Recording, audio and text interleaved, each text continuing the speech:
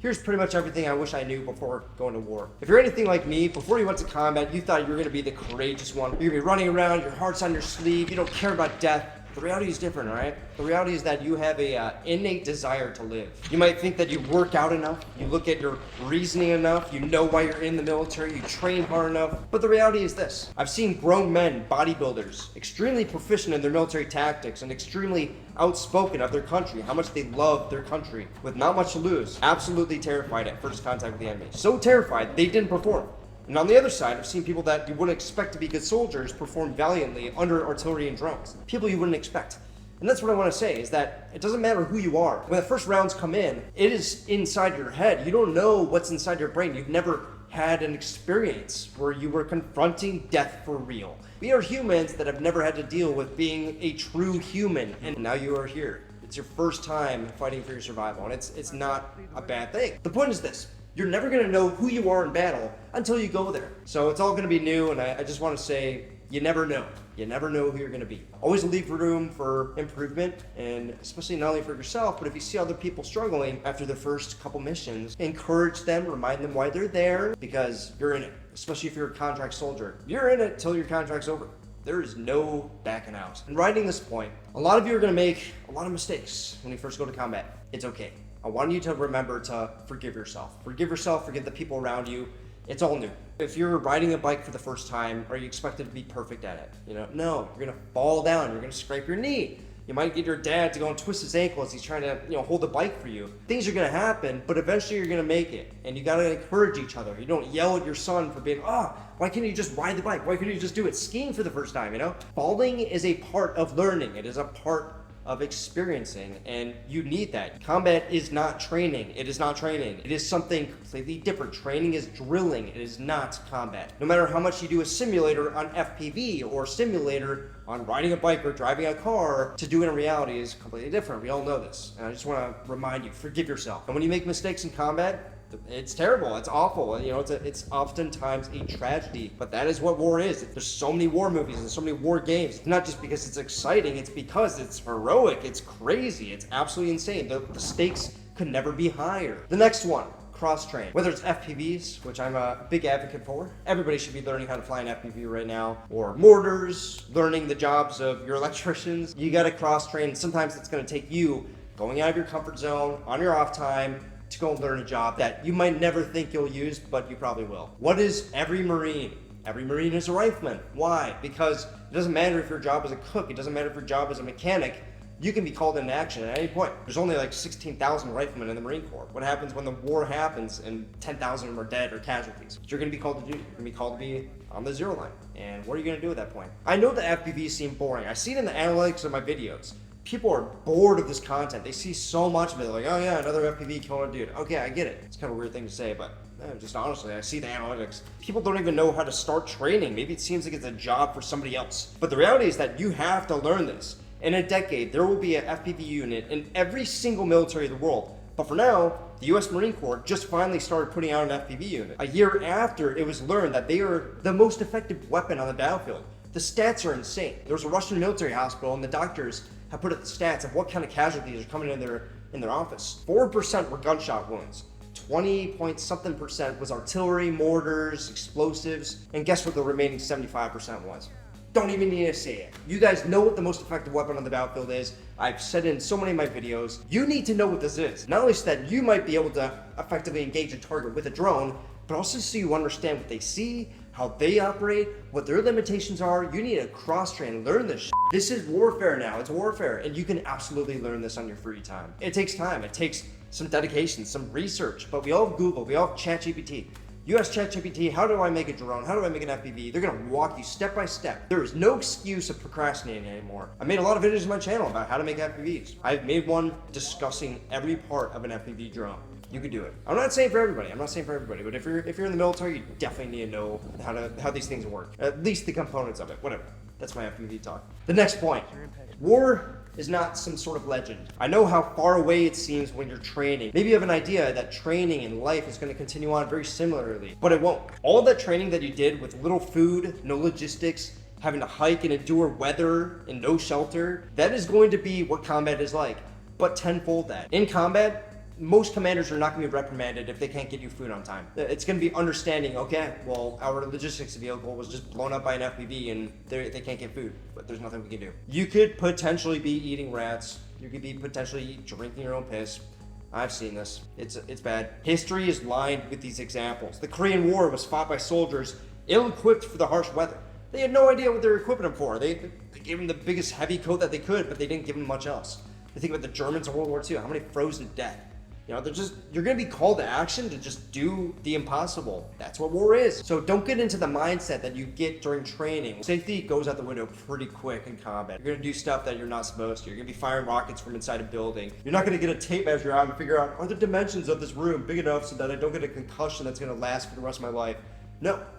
You're going to fire that rocket if there's a BMP. The Marine Corps Rifle Squad's mission statement is to locate, close with, and destroy the enemy by fire and maneuver, or to repel the enemy's assault by fire in close combat. In that very statement, you are expected, as an infantryman, to repel an enemy assault, which means that the enemy has the upper hand. They are outnumbering you 3-1.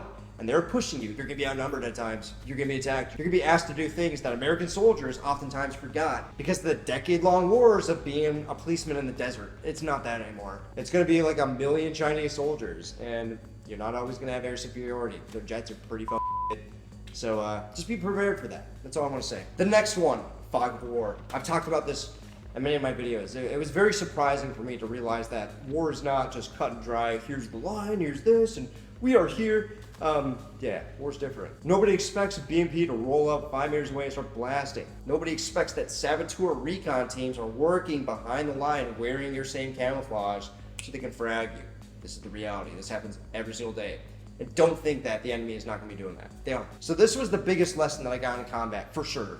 And the reason is because training it can't simulate that. The only times in training that I got this were during Op 4 training scenarios. And I think we all know how different training felt when we weren't just drilling, doing, box drills and kill bill drills. We were actually fighting against an Op 4 unit. It's very different. It feels different. It's the fog of war. You never know who's around you, what's going on. Is this friendly? Is this not? You're competing against actual humans that are looking for the opportunity to sneak in and kill you. Combat isn't going to be 2 to the chest, 1 to the head. It's legitimately confusing every second that you're in combat. It's like one day to the next, it could change. 1 minute to the next. You're on the front line. Every 10 seconds, there's a mortar impact, all right, around your position. Maybe 2 kilometers away, whatever, your direction. You hear one that goes a kilometer away. For you, you don't care. You're like, yeah, they're not targeting me. But you have no idea if they were just targeting a man-pad team, a stinger team, and they just wiped that entire team out. That little boom, you're like, that could have killed everybody there. And then in 5 minutes from now, a jet comes by and they bomb your position. Everything's connected. You have no idea. The fog of war is like that. They could destroy positions all around you. They could have saboteur teams working, jets coming in, and you have no idea what they're coming after. What did they just hit? It wasn't me, but who was it? There's no absolute in war. Anything can happen. You could get lucky. The stats are crazy. I made a video about stats just a little bit ago. Stats could just not be in the favor that day, and everybody in your company gets wounded. It could happen. Suppression without movement is a waste of ammo. This is something that we're taught in the Marine Corps, and it's true. But I want to go beyond that. Don't just look at the fire team level where that's taught. I want to look at the battlefield level. When I was a Maverick pilot watching the battlefield, reconnaissance, bombing targets, it became very apparent when I was staring at Bakhmut, knowing that there's thousands of soldiers and armored vehicles, that every round that exits from Bakhmut and is launched at us has a purpose grander than just killing somebody. That round is being launched to eliminate a drone position, because that drone position has been watching a sector they're hoping to let tanks cross through in a week to do a breakthrough. Every move made in war has a purpose higher than you can imagine. Even if it's as simple as eliminating anybody you see, it's obvious and unsaid. The grander vision is that in 6 months, we hope that by killing everybody we see, we can degrade the enemy personnel so much that the offensive can happen 6 months from now. Maybe you degrade this unit so much, you kill everybody in this unit. We're using everything we have so that they have to bring in a better unit from a different sector into this sector, and now you're fighting a better foe, but then that sector has less troops, and then they can do an offensive in that direction. Suppression without movement is a waste of ammo, and the commanders and generals know that. We're all looking for a way to sneak in, to make moves and make actions. Don't get it twisted. Everything that the enemy does has a purpose. The next one, gotta mention it. Tragedy is gonna strike when you least expect it. Missions are gonna become routine. War will become work. Here's a photo I took sitting outside a mall, eating a coffee and a sandwich, with a bunch of civilians, mostly old ladies, enjoying their day around me. And here's the photo I took 3 hours before that. You know where that photo's from? It's from this exfil. Let's go. It's far out. 3 hours before. They have no idea. And it's okay. It's a job. I did my time. I get back. I want a sandwich and coffee. I'm not going to tell everybody. I don't care. They don't care. It's routine. Everybody in Ukraine experiences this stuff. It's an unsaid part of war. But also, often unsaid is the tragedy, the stuff that you're going to hear. You're going to be in the middle of working out when you hear that your best friend was killed. It's going to happen. It's going to come when you least expect it. You're jamming out to music. You just had a great day. You just cooked eggs in the morning. You were texting him the day prior. And then, oh, he's gone.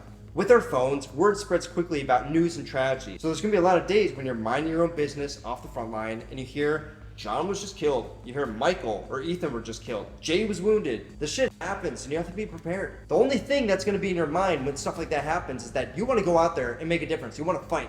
You want to get revenge. So my only suggestion to you, having been through that trauma many times before, is that when you're at war, in whatever capacity you're helping, help with 110%. No matter if there was a tragedy that day, that week, 2 months ago, give your 110% always. Because when you hear that news, I'm telling you from experience, you are going to lose your mind if you were doing nothing. If you were back home enjoying your time, off your life, just messing around, and then you hear that news, it is going to haunt you.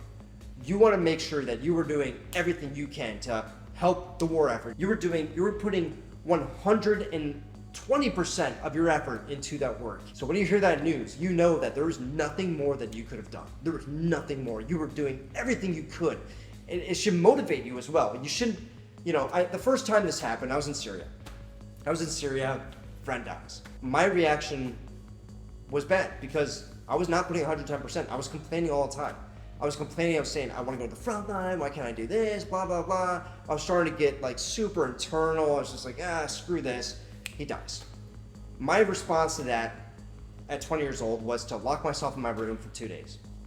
It destroyed me. It took many years to get over that. But after that incident, it taught me a lesson. When I return to war, I don't want to be that guy with low morale. Because it's going to happen like that. I was not expecting that. Nobody was expecting that to happen. So I made it my mission that in any work that I do, I'm going to give my absolute best. I'm going to give my absolute all. So that when that news happens, there's nothing more I could do. There's nothing more. I'm exhausted from work. And okay, continue the work. Just continue the work. And it makes it so you don't have regrets. The big thing is you're trying to dodge regret.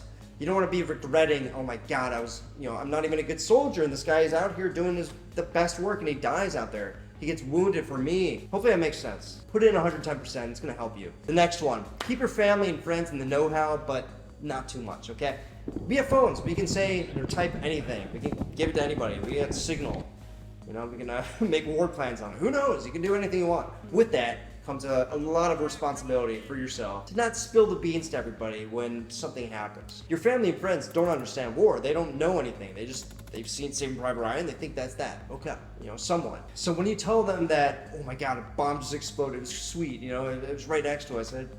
It's not good. It's not good. You gotta know when to shut your mouth. You gotta know when to not lie, but kind of don't tell them everything. Be like, yeah, the front line's kind of active, but we're doing okay. You don't have to tell them everything. That was something I had to learn. I've got a big mouth. I like talking. So after the first couple times of war, I kind of learned to shut my mouth a little bit, which was good.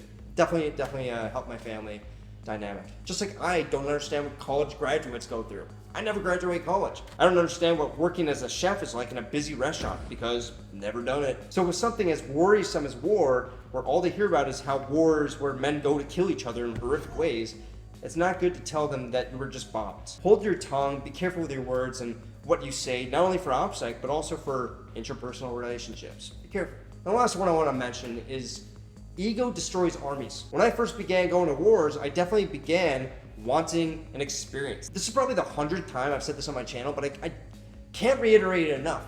I went there to Syria for ego. I wanted the experience. I wanted to say, I went to combat, I went to war. I want to let you know, especially if you're a contract soldier, that if that's your motivation, you are not going to be effective at all. Guess what? When you have that crazy experience, when you finally go to war and you did some crazy action, you're going to have to do that the next day.